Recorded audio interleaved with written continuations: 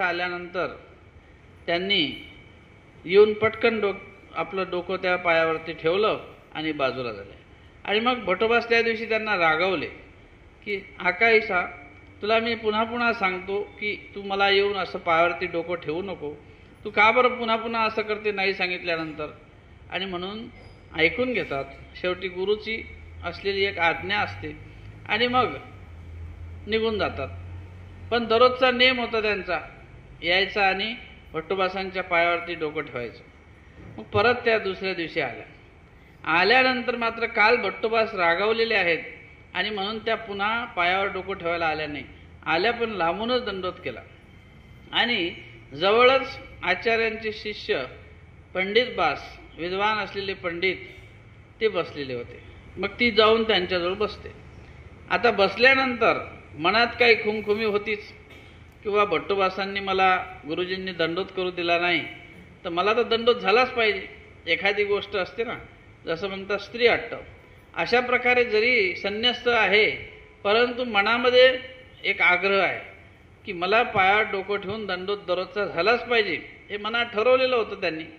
पण काल जास्तच रागवले, पुन्हा आज जास्त रागवतील, पण दंडोत तर झाला पाहिजे म्हणून शिफारस पत्र पंडित बास आचार्यांचे शिष्य हे तिथं बसलेले होते। मग त्या आकाईसा गेल्या त्यांच्याकडे गेल्यानंतर त्या म्हणतात का हो पंडितो, धर्म तरी दैवगती। आता स्मृतीस्थळातला हा शब्द आहे। त्यांना काय म्हणतात ते की धर्म तरी दैवगती आणि भट्टा तरी नमस्करिता एक खंती। मी समजा धर्म म्हणून भट्टोबासांच्या पायावरती डोकं ठेवते, माझा काही हेतू आहे का त्याच्यात? धर्मदृष्ट्या एक आपले गुरु आहेत, सन्मान आहे तो, आणि मला त्यांच्या ठिकाणी नतमस्तक चरणावर व्हायचं आहे। आणि भट्टोबासांच्या ठिकाणी प्रतिदिनी स्वामींच्या श्रीचरणाचा संबंध, आणि म्हणून भट्टोबासांचं ते शरीर सुद्धा स्वामींच्या प्रत्येक दिवशी संबंधाने एक पावित्र्य पण त्या ठिकाणी निर्माण झालं होतं। की जसं महादायसांनी ज्यावेळेला चिंदी फाडली प्रसादाची आमच्या स्वामींच्या दुटीची आणि ती चिंदी फाडून समजा बांधली त्या ठिकाणी, त्यावेळेला पाणी कापड म्हणजे केसतोडाला बांधली भट्टोबासांच्या, त्यावेळेला भट्टोबास म्हणतात की हे गोसाव्यांचे वस्त्र प्रसादाचे आहे, हे प्रसन्न होऊन दिलेले वस्त्र प्रसादरूपी आहेत, हे कशाला फाडले तू?